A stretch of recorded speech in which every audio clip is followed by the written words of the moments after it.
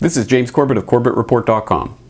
And this is James Evan Pilato of MediaMonarchy.com, and we welcome you back to another episode of New World Next Week. Of course, you can find it at newworldnextweek.com, which has high-quality, low-quality, audio-only versions for you to get out and download and share this show and help spread the word, such as ParadigmShift.tv for playing the show, and I believe, James, some of your other videos on the Sky satellite channel. That's right. Yep. Okay, excellent. We're going to begin with the most salacious headline, as there seems to be no shortage of tabloid headlines, so as long as we're going to go into it, we'll go into it. And I have this posted to MediaMonarchy.com. Markets go wild after IMF head Kahn arrested for sexual assault. From the Washington Post, a New York criminal court judge denied bail to Dominique Strauss-Kahn, head of the International Monetary Fund, after he was charged with attempting to rape a housekeeper at a hotel in Midtown Manhattan. Strauss-Kahn, also charged with a criminal sex act and unlawful imprisonment, made his first courtroom appearance after being pulled off a Paris-bound plane in minutes before takeoff Saturday afternoon. Prosecutors had planned to bring him before a judge Sunday before deciding to delay a day so they could search him for physical evidence. Authorities allege that Strauss-Kahn, 62, attempted to rape a housekeeper at the Sofitel in Midtown Manhattan where he was staying. Police said she later picked him out of a lineup. He planned to plead not guilty, according to his attorney Benjamin Brafman, who has defended a number of high-profile clients. The sexual assault charges cast uncertainty over global efforts to prevent Europe's debt crisis from spinning out of control and raise questions about the future of one of the world's most powerful financial institutions. At the Washington-based IMF, which makes emergency loans to struggling economies, Strauss-Kahn has been a muscular advocate for aiding Greece, Ireland, and Portugal as they have fought to avoid insolvency. A default by a developed European economy would shock the global financial markets and endanger the nascent economic recovery in the United States. The IMF on Sunday named Strauss-Kahn's second-in-command, former banker John Lipsky, as his replacement. I believe, Kahn forgot his phone. There's surveillance footage of him running. And this is, as we've come to you here on, it's May 18th here in the States. It's the 19th to James in Japan. This is obviously a developing story. And as long as we're talking tabloid trash, we'll throw in the other related notes that, as the New York Post notes, the Sperminator won't be back. Arnold's love child bombshell spurred split with Maria. And James, hat tip to you for catching this related note. Yale suspends fraternity for raunchy chants from CNN months after video of its pledges shouting pro-rape chants went viral on YouTube. An elite fraternity chapter at Yale has been suspended. So as we look around and see all of these things seeming, as they all are, connected, it's the overarching idea that elites think they can get away with anything. And even the lawyer is involved in all the high-profile cases, again, of high rollers and celebrities who think they can do whatever they want, regardless of laws. And in a way, they seem to be able to. It also, I think, shows the pervasive nature of how these things are. Just as the torture in Abu Ghraib and all around is it's an institutional part of it. I think these tawdry stories should shine a light on that. James, what's your take?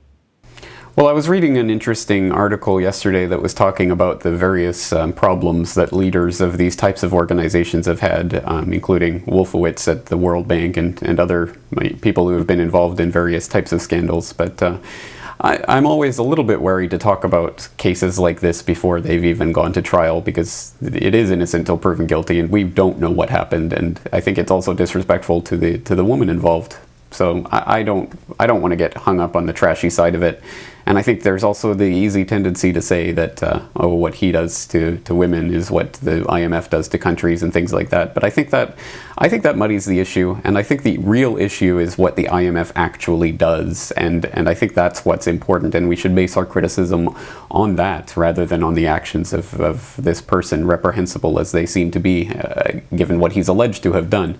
But also there's the other angle in this, which is that this conceivably, we don't know, but it conceivably could have actually been set up or staged or somehow manipulated by the Sarkozy campaign, because of course Sarkozy is behind in the polls to Strauss-Kahn, who seems that he was next in line to be president of France, and it seems that this story was supposedly actually broken by someone who's an activist in Sarkozy's party before the New York police had even announced that Strauss-Kahn had been arrested. So some very suspicious things going on there, and apparently 60% of French people now think that he was set up or somehow manipulated in this. So we'll have to see what happens. But again, I'm not so interested in that. I'm more interested in things that are happening with the IMF, and now IMF is actually calling for even stricter austerity measures from Greece. So their austerity plan to strangle the Western economy continues along a pace, regardless of who's in the head position. So that's interesting. I was not aware of those other developments. And again, that's I think why we come to you and try and share this information with folks, and to say that we don't try and act like we have all the answers, but we try and supply all the links for all of us to do more research. And I think it can just kind of safely be said that, just as we discussed, I think, in the Osama situation, regardless of what went down, the script that is being written by the elites, they decided to write bin Laden out of the script, and for whatever reason, they've decided to write Schwarzenegger and Khan, to be demoted for whatever reason, however that may have happened. And as long as we're talking IMF and confessions of economic hitmen, we should also mention just a couple other economic-related posts briefly. The U.S. debt limit reached, government halts pension investments, both Medicare and Social Security for the first time spent more than they received. And there's also discussion of banning Bitcoins. But we'll leave that for another time and move quickly to our second story that I have posted on foodworldorder.com. China's latest food scandal, exploding watermelons. This from the Murdoch-owned Wall Street Journal. China's food safety problems are exploding, literally. In the country's eastern Jiangsu province, a boom of watermelon explosions is turning otherwise peaceful farmlands into nature's perilous minefields, according to a report from China's Central Television. Watermelon bombs have long been popular with certain crowds in the U.S., including beach bums and Boy Scouts who find bursting the fruit to be entertaining. But their presence in the Chinese market is causing quite the scare. The reason? China's melons are exploding unintentionally because of a chemical Chinese farmers have been using to promote faster growth in their fruit. According to a CCTV video report, melons treated with the chemical began to split near the top and within minutes burst open to reveal a jaundiced yellowish pink flesh. In one Jiangsu town, a watermelon exploded as an elderly woman was cutting it open. By spraying it on their crops, the broadcaster said the farmers hoped it would double their yield and help them earn more money. Instead, it has done just the opposite. Few fruit markets are willing to buy the melons for fear they will explode in transport. If eaten, the fruit may irritate human digestive system, the CCTV report said, citing a gastroenterologist, as I mumble that word, as I would also mumble the word of the actual chemical being used, but I do have that linked in to the notes on this post on foodworldorder.com. The other related note, James also posted to Food World Order, China hit by a drought, central China hit by a drought as reservoirs become dead water. James. Jaundiced, yellowish, pink flesh. Sounds good to me. Yeah, what do you say about this, other than we, I guess, are no strangers to Chinese food scandals, tainted food scandals, but they just keep coming, don't they? And now, I guess, in Japan, we've got the tables turned, and we're having radioactive rice and milk and other products. So there's it's just coming at us from all angles now, and it just continues to increase. And one of the only ways that you can be sure of what chemicals are or aren't being added to your food is to grow your own, or to grow them, buy them local. So. Again, it's as we've stressed time and time and time again, but need to stress over and over again. The only way to really take control of what you're eating is to take control of the garden, and to do it yourself, or to get someone to do it at the local level. I think so. And again, more notes and more research will be inside there. And again, we'll implore folks, as James, you and I have said, and we've said here on the show, that anytime and every time it seems to come back to the food issue, that seems to be the issue that spurs the most comments and the most discussions from folks, and positive and constructive ideas and thoughts, that I'll implore folks to go check out foodworldorder.com and to comment and share. And again, it's all about how we help each other. And we'll end with a good note. James, from the Toronto Star, filmmaker suing province and police over G20 arrest. Charlie Veitch, the wisecracking British filmmaker arrested under the so-called 5-meter law during the G20, is now suing the province and police for $350,000. In a statement of claim, Veitch, age 29, is alleging his constitutional rights were violated in June when police arrested him for coming within 5 meters of the summit security fence. He was charged under the Public Works Protection Act, or so-called 5-meter rule. Veitch, a self-described absurdist who also calls himself the Love Police, is also suing for a second incident that occurred 5 days later when he was arrested at Toronto Pearson Airport and charged with impersonating a peace officer. This article says personating a peace officer. Veitch was detained overnight and unlawfully strip-searched following both arrests, according to his claim. Both charges have since been dropped. In his statement, Veitch says police were negligent in failing to understand the law when they arrested him. He also argues the government violated his charter rights by passing a secret and improper law. The defendants named are the Toronto Police, Peel Regional Police, and the Ontario government. Veitch is seeking damages of $100,000 from each police force and $150,000 from the province.